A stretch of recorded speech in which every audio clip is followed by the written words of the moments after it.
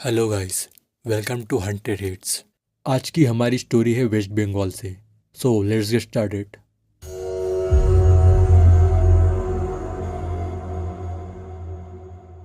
दार्जिलिंग हिमालय के पहाड़ों में बसा एक बहुत ही ज़्यादा खूबसूरत हिल स्टेशन है जो कि वेस्ट बंगाल में स्थित है।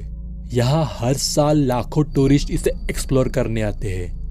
दार्जिलिंग अपने टी गार्डन्स और ऑर्चर्ड के लिए पूरी दुनिया में बहुत ज़्यादा फेमस है। यहाँ आपको टॉय ट्रेन भी देखने को मिलेगी जो कि यूनेस्को वर्ल्ड हेरिटेज साइट में इंक्लूडेड है, जिसमें बैठकर आप धीरे धीरे दार्जिलिंग के वादियों को, उसके चाय के बागान और फलों के बगीचों को निहार सकते हैं। ब्रिटिशर्स दार्जिलिंग को as a hill station use करते थे। गर्मियों में ये उनकी पहली पसंद हुआ करती थी, और हो भी क्यों ना, क्योंकि दार्जिलिंग सी लेवल से 2134 मीटर की हाइट पर सिचुएटेड है, जिस वजह से यहाँ पर ज़्यादा गर्मियाँ नहीं पड़ती और टेम्परेचर भी कूल रहता है। And along with that, Darjeeling Nepal और भूटान के बीच एक बफर स्टेट था, इसलिए strategically it was crucial for Britishers. Darjeeling से 30 किलोमीटर दूरी पर कुर्सियांग नाम का एक विलेज है जो कि दार्जिलिंग की पहाड़ियों का ही एक हिस्सा है। कुर्सियांग में डाउ हिल्स नाम की एक फेमस टूरिस्ट प्लेस है। Actually it is a mountain. यहाँ भी आपको हसीन वादियाँ, टी गार्डन्स और ऑर्चर्ड्स आसानी से दिख जाएंगे। बट डाउ हिल्स जितना अपनी खूबसूरती के लिए जाना जाता है, इससे कहीं ज़्यादा वो पैरानॉर्मल एक्टिविटीज़ के लिए इनफेमस है। डाउ हिल्स हंटेड एक्टिविटीज़ की वजह से बहुत ज़्यादा बदनाम है। यहाँ पर एक रोड भी है जिसे कि डेथ रोड के नाम से जाना जाता है, और ऐसा कहा जाता है कि वहाँ पर एक सिरकटा लड़का घूमता है। कई लोगों ने उसे देखने का दावा किया है। डाउ हिल्स में एक स्कूल है, विक्टोरिया बॉयज हाई स्कूल, जिसे ब्रिटिशर्स ने अबाउट 100 साल पहले बनाया था। इस स्कूल को डाउ हिल्स का मोस्ट हॉन्टेड प्लेस माना जाता है। ऐसा कहा जाता है जब भी सर्दियों के छुट्टियों में ये स्कूल बंद रहता है, तब यहाँ पे चीखने चिल्लाने की अजीबोगरीब आवाजें आने लगती है। मुझे और मेरे दादाजी को घूमने का बहुत शौक है। हम घुमक्कड़ टाइप लोगों में से हैं, इसलिए हमें जब भी फ्री टाइम मिलता है हम घूमने के लिए निकल जाते हैं। मेरे दादाजी एक आर्मी रिटायर्ड पर्सन है, इसलिए इनमें जोश बहुत ज़्यादा है। अभी इनकी 62 की एज है, फिर भी उनका जो घूमने का, नई जगह एक्सप्लोर करने का पैशन है वो अभी भी कम नहीं हुआ है। मेरे दादाजी का ये मानना है कि ज़िंदगी 2 पल की है, इसलिए हर पल को अच्छे से जीना चाहिए, और उन पलों को और अच्छा बनाने के लिए हमें ट्रैवलिंग करनी चाहिए, नई नई जगहों को एक्सप्लोर करना चाहिए। और इन्हीं की वजह से मुझे भी ट्रैवलिंग का शौक़ लगा, इसलिए अक्सर हम दादा पोते जब भी हमें टाइम मिलता है हम निकल जाते हैं टुवर्ड्स आवर डेस्टिनेशन। मैं फ़िलहाल जॉब करता हूँ, इसलिए मुझे ऑफिस से बहुत कम छुट्टियाँ मिल पाती है, बट जब भी मिलती है मैं उनको घूमने में पूरा यूटिलाइज़ करता हूँ। और इस बार मुझे 5 दिन की छुट्टियाँ मिली थी, जो कि बहुत ज़्यादा थी। इस वजह से मैं और दादाजी किसी ऐसे जगह पर जाना चाहते थे जो कि जंगलों के बीच हो, जहाँ शांति और सुकून हो, एंड मोस्ट इम्पॉर्टेंट थिंग, वो जगह एक हिल स्टेशन हो। बहुत ज़्यादा डिस्कशन करने के बाद finally we decided to go to Darjeeling. Actually मैं झारखंड में रहता हूँ, तो मेरे लिए दार्जिलिंग एक नियरेस्ट हिल स्टेशन है, और वहाँ जाने को हमें टाइम भी कम लगता है। Finally we got ready and the day came when we reached Darjeeling. Darjeeling में पहुंचने के बाद पहले दिन मैंने और दादाजी ने होटल में रेस्ट किया। हम कार से आ गए थे, बट फिर भी we were exhausted. The next day मैं और दादाजी निकल गए टू एक्सप्लोर दार्जिलिंग।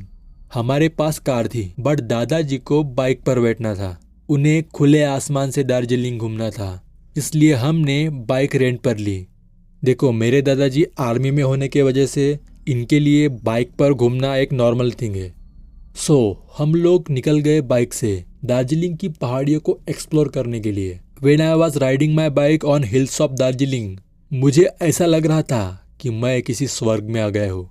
खुला आसमां, हरी भरी वादियाँ, वो चाय के बागान और वाटरफॉल, इन्हें देख के मन को एक अलग सा सुकून मिल रहा था। तभी पीछे से मेरे दादाजी बोले, इन हसीन वादियों में खो मत जाना, नहीं तो पता लगेगा स्वर्ग देखने गए थे और हम यमलोक पहुँच गए। मतलब वो मुझे इन वादियों के साथ बाइक पर भी कॉन्संट्रेट करने को बोल रहे थे। बिकॉज हम माउंटेन्स पर राइड कर रहे थे। मैं बोला, ओ कम ऑन दादाजी, चिल, मैं दोनों को एंजॉय कर रहा हूँ। वादियों के साथ मेरा बाइक पर भी कंसंट्रेशन है। कुछ देर बाद मुझे और दादाजी को भूख लगी थी, इसलिए हम लोग समोसे खाने के लिए एक दुकान में रुके। टू बी ऑनेस्ट, मुझे डाउ हिल के बारे में कुछ भी नहीं पता था, ना उसके फेमस प्लेसेस, और ना ही ये बात भी पता थी कि ये प्लेस एक हॉन्टेड प्लेस है। दैट्स वाई बातों बातों में मैंने उस दुकानदार से पूछ लिया, भैया यहाँ पर कोई अच्छी सी टूरिस्ट प्लेस बताओ ना जो कि फेमस हो। तब दुकानदार ने हमें 2 चीज़ें सजेस्ट की, फर्स्ट टॉय ट्रेन एंड दूसरी Victoria Boys High School. Toy train घूमने की हमारी इच्छा नहीं थी, इसलिए we decided to go to the Victoria Boys High School. वहाँ से जाते वक्त उस दुकानदार ने हमें एक वार्निंग दी थी। हमें रात होने से पहले उस स्कूल से वापस आने को कहा था।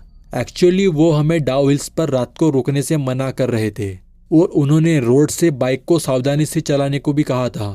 अकॉर्डिंग टू हिम, डाउ हिल्स एक श्रापित जगह है। It is cursed mountain. यहाँ पर रात को पैरानॉर्मल एक्टिविटीज़ होती है। ये सब सुनने के बाद मेरे दादाजी और मैं दोनों हंसने लगे, और मेरे दादाजी बोले, आने दो भूत को, उसको मसल के रख देंगे। ये हंसी मजाक करके हम वहाँ से निकल गए towards the Victoria Boys High school. शाम के अराउंड 5 बजे हम लोग उस स्कूल में पहुँच गए। विंटर्स होने की वजह से वो स्कूल बंद था। स्कूल दिखने में तो ब्यूटीफुल लग रहा था, जो कि यूरोपियन आर्किटेक्ट स्टाइल में बना था। दादाजी और मैं थोड़ी देर स्कूल के सामने ग्राउंड पर बैठ गए और उस स्कूल को निहारने लगे। टू बी ऑनेस्ट, उस स्कूल को देखते वक्त मेरे मन में उस स्कूल के बारे में जो भी हंटेड स्टोरीज थी वो मेरे मन में चल रही थी। लाइक कोई सरकटा लड़का इस स्कूल में भटकता है, एक्सेट्रा एक्सेट्रा। इस स्कूल को देखते देखते हमारा आधा घंटा ऐसे ही गुजर गया और हमें पता ही नहीं चला। ठंड के दिन होने की वजह से सनसेट भी ऑलमोस्ट हो चुका था और धीरे धीरे अब अंधेरा होने लगा था। इस वजह से हमने वहाँ से वापस चलना ही सही समझा।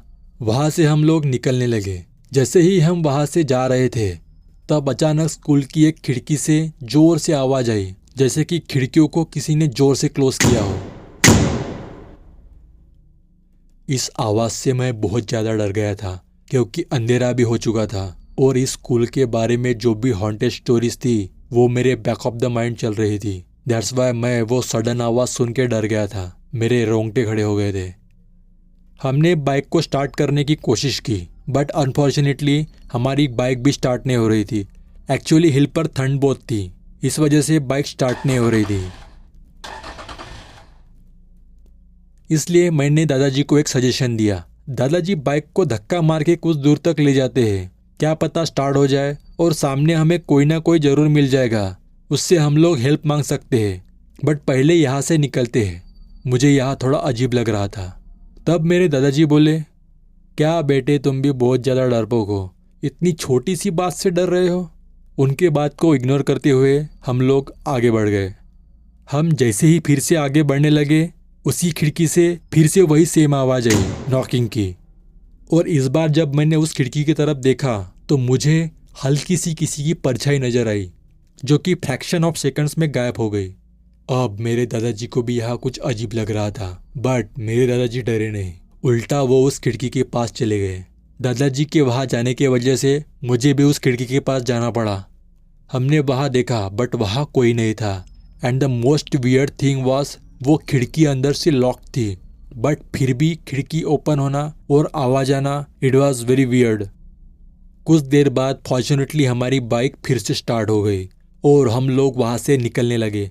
बट एक मुसीबत टली तो दूसरी मुसीबत हमारा इंतज़ार कर रही थी। हमें वापस आने के लिए डाउ हिल्स के रोड से गुजरना था, जो कि डेथ रोड के नाम से भी जाना जाता था। यहाँ अक्सर लोगों ने एक मैले कपड़े पहनी औरत को देखने का दावा किया है।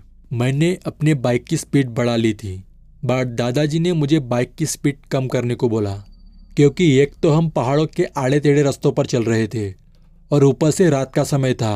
एक छोटी सी गलती हमें खाई में ले जा सकती थी। इसलिए मैंने अपने बाइक की स्पीड को कम किया और धीरे धीरे आगे बढ़ने लगे। अब हम डीप जंगल में पहुंच गए थे। चारों ओर अंधेरा छाया था। अंधेरे में पेड़ बहुत ज़्यादा भयानक लग रहे थे। हालांकि आसमान में चांद था, तो इसलिए चांद की थोड़ी बहुत रोशनी अभी भी थी। हम लोग वहाँ से गुजर रहे थे, तभी दादाजी को झाड़ियों में एक परछाई नजर आई। उसे देखने के बाद दादाजी भी शॉक थे। उन्होंने मुझे बाइक की स्पीड को बढ़ाने को बोला, बट मैंने दादाजी से बोला, दादाजी आपने मुझे अभी स्पीड कम करने को बोला था और अभी फिर से बढ़ाने को बोल रहे हैं, अब क्या हुआ? दादाजी ने मुझे उस परछाई के बारे में बताया। ये सुनने के बाद मैंने अपनी बाइक की स्पीड बढ़ा ली। पूरे रास्ते भर हमें ऐसा लग रहा था जैसे कि कोई हमारा पीछा कर रहा हो, हमें झाड़ियों से देख रहा हो, और इसी डर के साथ जैसे तैसे हम डाउ हिल से नीचे उतर गए और सेफली अपने होटल पहुंच गए। So thank you so much guys for listening this story. For more stories, do subscribe the Haunted Hits. Thank you.